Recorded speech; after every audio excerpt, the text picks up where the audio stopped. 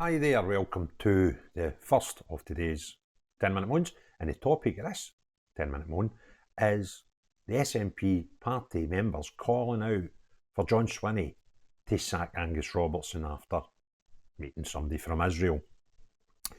Now, before I go into the story, just like to thank Jim in Perth, I was up in Perth this morning and went into the local Tesco to have a nice breakfast, and Jim came up to say, "Hi there, you're that guy off the YouTube," and we had a nice chat while I was waiting for my breakfast to get served. So thanks for saying hi, Jim, and I hope your day went well. So this story, I'm going to use the Daily Record for reference, and it's in quite a lot of newspapers. And their headline is, "John Swinney faces growing calls to sack Angus Robertson from cabinet following Israel meeting. Some senior nationalists are furious." The Scottish Government agreed to a meeting in Edinburgh with a senior Israeli diplomat. Okay, now the first thing that springs to my mind when I read just the headline is, well, Swinney's the First Minister. I kind of think he must have agreed to this, and he's sent Robertson. So we've already seen John Mason get pulled to party whip for commenting on this because what he said, people in SNP didn't like his opinion on it. But why you would want Angus Robertson sacked for just going when the First Minister and party leader, he was obviously okay with it. He was obviously quite happy for him to go, and he maybe even asked him to go. So why wouldn't you just call for John Swinney to be sacked and be done with it? That's the first thing that this story questions in my head. But however, go back to the story. John Swinney is facing growing calls from within his own party to sack Angus Robertson after the SNP minister met with a senior Israeli diplomat. Several senior nationalists are furious the meeting on August the 8th went ahead at the time Gaza is still subject to regular bombing raids from Israel's armed forces. Hundreds of rank-and-file SNP members are also understood to have quit the party in protest in recent days. Fantastic. That's even less income for SNP. Robertson, the Cabinet Secretary for External Affairs, spoke with Daniela Grudsky, Israel's Deputy Ambassador to the UK at St Andrew's House in Edinburgh. That's one of the government buildings. The meeting discussed areas of mutual interest, according to a spokesman, while the SNP minister was also said to have reiterated the Scottish Government's position in calling for an immediate ceasefire by all sides in Gaza. That came later. By the way, that came out after the meeting, and the Israeli women had said what they spoke about. It then suddenly became but we asked them about a ceasefire, right? It comes after veteran Nationalist MSP John Mason had the party whip removed over the weekend after following an utterly abhorrent comments about the Israeli-Hamas conflict. The Shettleston member posted on social media, if Israel wanted to commit genocide, they would have killed 10 times as many folk.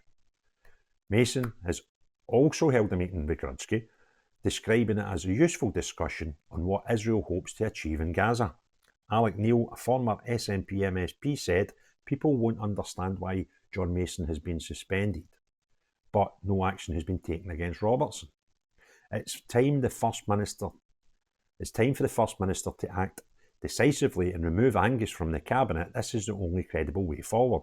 SNP National Secretary Lorna Finn added, "This appointment doesn't begin to cover how I feel about a minister and backbench MSP from my party meeting Israel's deputy ambassador." She added, "In the midst of a genocide, it is and lends legitimacy to the actions of Netanyahu's government." In a leaked email to Swinney, veteran MSP Christine Graham branded Robertson a liability. The ex-deputy presiding officer said, "I have been out and about in my summer surgery tour. At every stop where there are people meeting me, shocked at this apparent endorsement by the SNP." She added, "I note you have supported Robertson, but will also know of resignations from members in the party. I have long considered Robertson a luxury the front bench does not need. He is now, in my view, a liability." Well, this is weird because this Christine Graham, she's obviously not liked Robertson for a while, and since before this happened. So that probably explains why she's saying you need to sack Robertson and not the First Minister, right?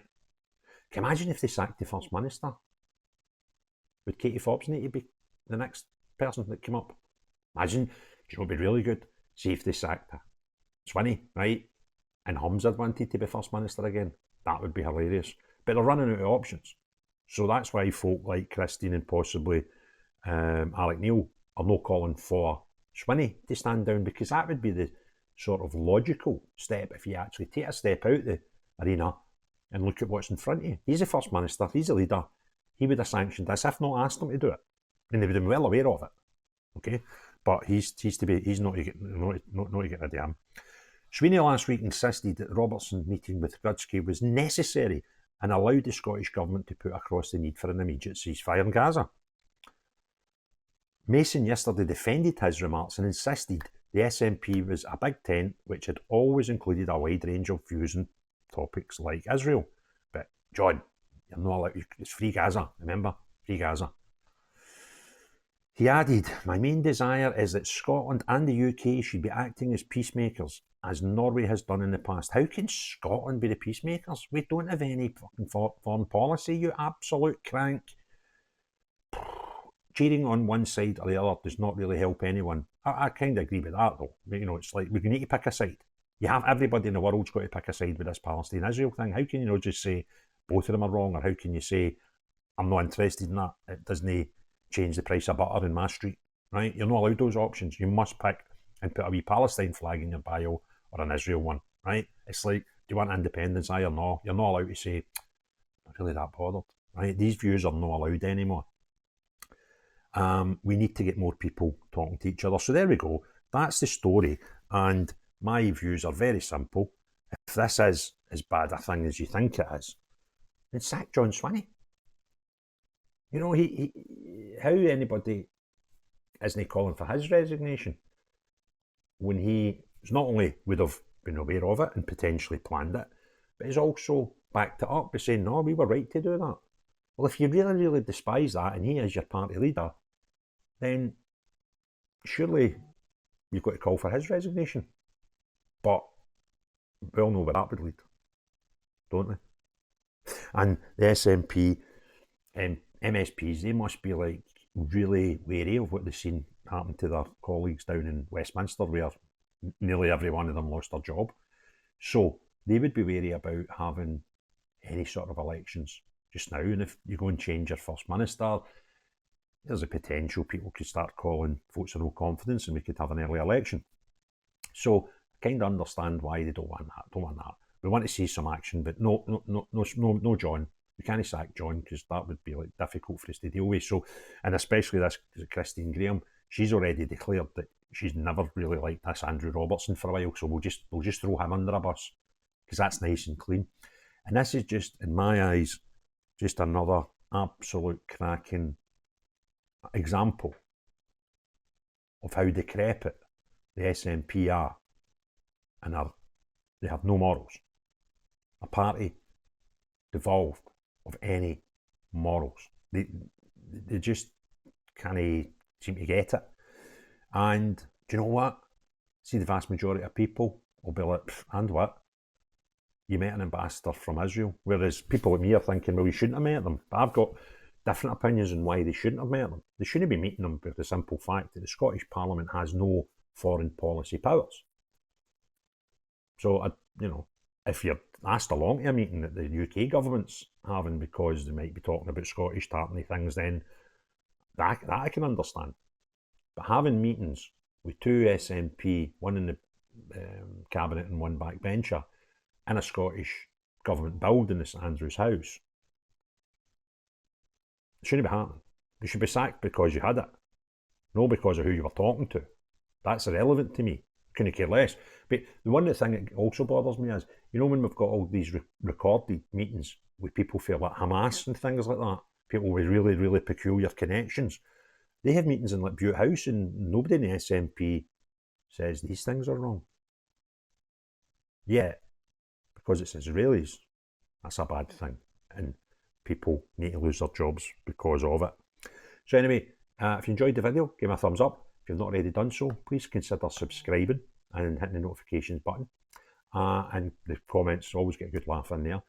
And just say thanks again to Jim in Perth for popping over to see me when I was having my breakfast. Nice wee chat, and it was nice to hear some nice compliments. Thanks very much, Jim. But most importantly of all, unless you're the SNP, any other ever decreasing cult, see everybody else in the world. Have a great day. Cheery bye now.